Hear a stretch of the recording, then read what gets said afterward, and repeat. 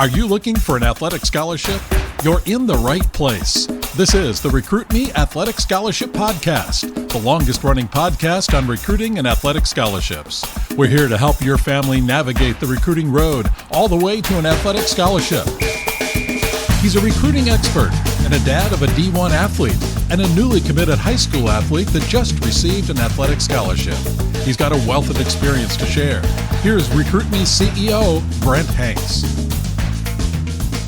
Welcome to episode 289 of the Athletic Scholarship Podcast. This is the world's longest-running podcast for parents and athletes that explores every aspect of recruiting and athletic scholarships. It's coaching that you can apply to your family's athletic scholarship pursuit. This podcast is primarily for parents, but athletes will benefit too. Subscribe and listen on iTunes, the Apple Podcast app, Stitcher, Google Play, TuneIn, or iHeart, so you'll always get the latest episode as soon as it's posted on Tuesday mornings. You'll learn something new each episode that will take you through your athletic scholarship journey. If you have any questions you'd like answered on the podcast, contact me directly at brent@recruit-me.com.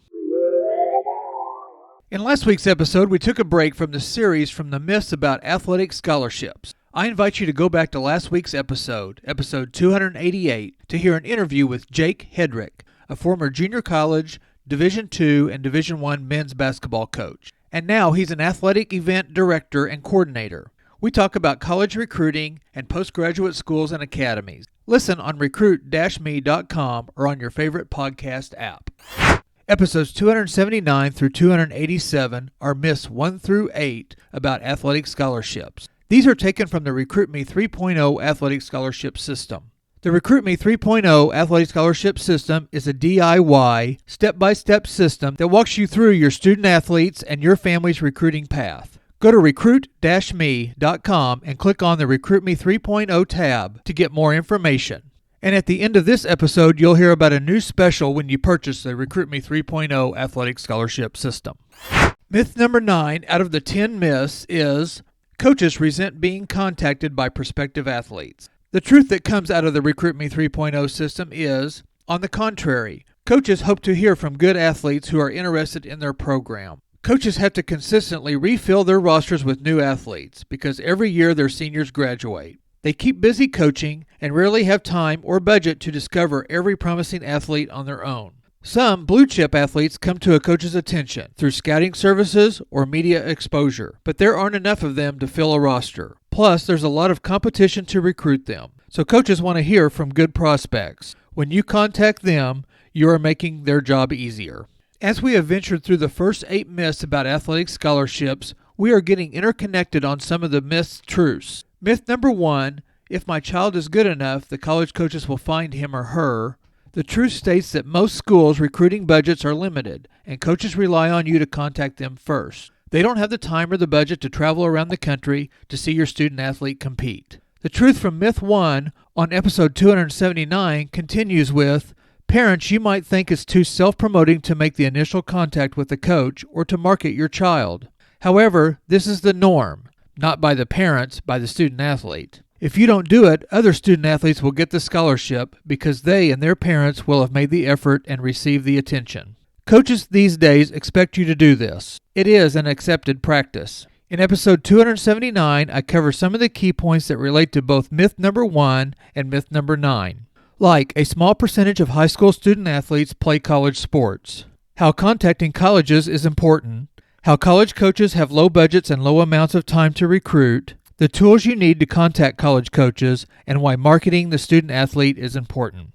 The point about a small percentage of high school student-athletes, 7%, go on to play a college sport, and that only 2% of college athletes get athletic scholarships, shows how competitive it is, and that you have to show initiative and aggressiveness to get recruited. What coach doesn't want those characteristics in their players? I did an interview with Coach Neil Stafford. Coach Stafford is the men's head golf coach at Missouri State. Back on episode 214, Coach Stafford gives us insight into college sports.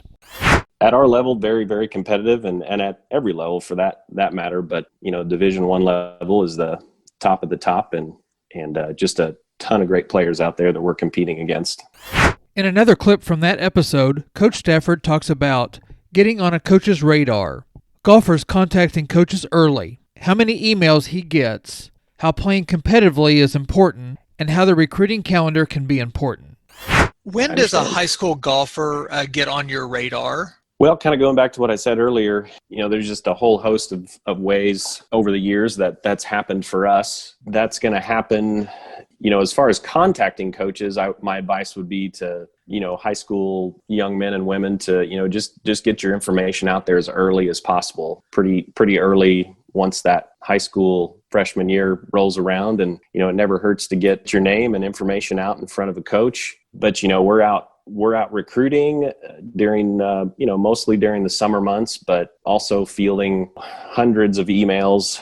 We're receiving 750 to 1,000 inquiries per class. It never hurts to just get your information out there as early as possible. And, I think that would be my best advice.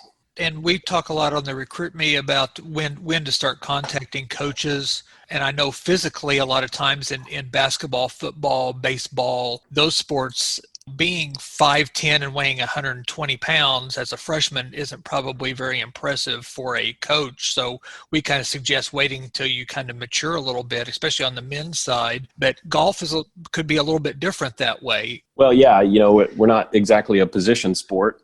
So all shapes and sizes, I guess, if you will, but just getting that information out there as soon as possible and playing competition is important. I think it's important at the local level. I mean, most coaches would want to see, the ability to, especially at our level, the ability to win. And I think that's important, whether that's a local contest or a state contest or a regional or a national. Anytime you're competing and showing the ability to win is important. I think that's hugely valuable.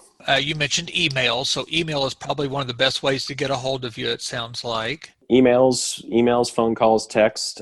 One thing to keep in mind, and this is fairly recent within the last couple of years, you obviously are able to email a coach at any point, but at least for Division I golf at this point, it's the same way for a few other sports. We're not able to respond until June 15th after the sophomore year. Right. So, midsummer going into that junior year, even if they were to call us, we would not be able to return that call. But, it never hurts to send an email, and we keep track of all those emails and put them in by class. And so then, June 15th is kind of the new big day. Any point after after that sophomore year, then there can start to be some contact, phone calls and emails and some response there. One last clip from Coach Stafford talks about your emails to coaches. What kind of things would you like to see in an email, Neil? Just it doesn't have to be anything lengthy. I think most coaches, we get a lot of them. So, I think just short and sweet and to the point, give the information that you feel is important, a resume, a tournament schedule. I will say on a swing video, just something as simple as a YouTube link with, a couple of views from down the line and face on. And I personally would say no need for slow motion. I like to kind of see the real speed and real sound, and, we can slow it down if we need to. So it doesn't have to be anything extravagant, but I think just an introduction, a paragraph or two, something that's just easy to see and concise, I think is the most important.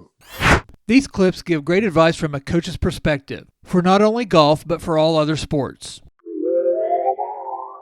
I like to follow Twitter, and there is some very good advice and information out there. Here are some tweets that back the truth about myth number 9. From @the_CA_advantage, they tweeted, creating a wide web at appropriate levels may be the single most important thing a player can do to help the recruiting process. @GetPlaced tweeted, if they don't know who you are, how are they supposed to recruit you? Start the introduction and make yourself known. @Eric Peterson 713 tweeted, recruits, do not put your recruiting future in the hands of anyone other than yours. Take full responsibility of your recruiting path and how you navigate those waters. At the end of the day, it's you signing the NLI, not anyone else. Build your own yellow brick road. @JulianSaucy16, the tweet said, if the kid can't take the initiative and send an email, How can I expect him to get simple things done in my program? At Next Level, BB added, players, parents. Remember, recruits, scouts don't blindly go to tournaments and games. They know who they are going to see 99% of the time. At Dan Chavette tweeted, Recruiting 101, market yourself. Don't let someone else create your future. At D3 Direct tweeted, Recruits, don't wait to hear from the schools on your list. Take the initiative, reach out to college coaches, and recruit yourself to schools that you want to attend. At Keith_Scott05 tweeted, Before a recruit starts getting letters in the mail, phone calls, home visits, and all the love from college coaches, either the recruit or someone close to the recruit made contact with those schools first to start the process. If it hasn't happened for you, keep reaching out. Another tweet from @EricPeterson713 said, Recruits, the quickest way to get a response from a coaching staff is to email the recruiting coordinator or position coach. @EricPeterson713 is the head coach of Benedictine College Baseball in Atchison, Kansas. Sutton, my youngest son, attended a prospect camp and got an offer from Coach Peterson at the end of last summer. Sutton had done research on Benedictine College, and our family was familiar with Coach Peterson when he was the pitching coach at Drury University and recruited my older son Parker. Sutton emailed Coach Peterson at the first of the summer with his introductory email and his player profile and some videos and asked if Benedictine was still looking for an outfielder from the class of 2022. Coach Peterson responded that they were not sure how many players he had coming back yet and to check back. So midsummer, Sutton re-emailed Coach Peterson and asked again about an opportunity to attend a prospect camp, and the coach invited him to a prospect camp and a campus visit. None of this would have happened if Sutton hadn't emailed and made the initial and follow-up contacts. If you have listened to the Athletic Scholarship podcast before, you know that my older son is now at Northwestern University in the Big Ten Conference. Episode 215 outlines how Parker got rewarded by Northwestern, and it shows how he reached out to the Northwestern coaches first and invited them to come watch him play. These tweets, examples, and audio clips show many of the great pieces of information to help you take charge of your recruitment. Depending on your maturity and even your sport, you, the student athlete, with the help of your parents, can contact college coaches and get you on the right foot. I recommend that a specific email address be set up with the student athlete's name, something like SuttonHanks2022@gmail.com. And that email can be seen and shared by the student athlete and the parents. I, as the parent, help to create, proofread, and remind the boys to send emails. Once the communications from the coaches came, those communications were between my sons and the coaches, and most were then done by phone or text. Parents, be their secretary, their calendar, and their English teacher. There is a lot of talk about how hard it is to get recruited at this time. The challenges of how competitive all sports are these days, and the high school and the club teams being competitive, being year-round, and athletes being specialized. And another challenge is the COVID situation, and then the transport portal challenges. They can all be disheartening. But they are also opportunities. With there being hundreds of teams and thousands of players to recruit, coaches do not have the time or the money to see everyone. So making your list of schools, researching them, and developing emails that are personalized and informative to send to college coaches is a great advantage. With the COVID challenge that overloads rosters and doesn't allow coaches to see as many games live, again, being aggressive by contacting college coaches will give you a leg up on the competition or other recruits. As you heard earlier, Sutton's emails to Coach Peterson broke through the COVID challenge. Another newer challenge is the transfer portal, or just the ability to transfer more freely and not use up their eligibility. Maybe I can do an episode on the transfer portal soon. As the transfer portal allows players to move to another program, it also allows coaches to shop the transfer portal for a player or players to fill spots to improve their teams. Contacting the schools on your list, adjusting your list, and then recontacting those opportunities is essential. As a player enters the transfer portal, then that opens a spot that could be yours. So, don't be shy about contacting college coaches. They are hoping you do contact them. The Recruit Me 3.0 Athletic Scholarship System is a great way to learn how to go through all the steps to contact and get contacted by college coaches. Go to recruit-me.com/system and click the Get Access button to see the new special price. The new special gets you the Recruit Me 3.0 system plus the QR Recruiter Draft Tag and Player Profile, a $35 value. You can get all of these great recruiting resources for only $127. So get started today.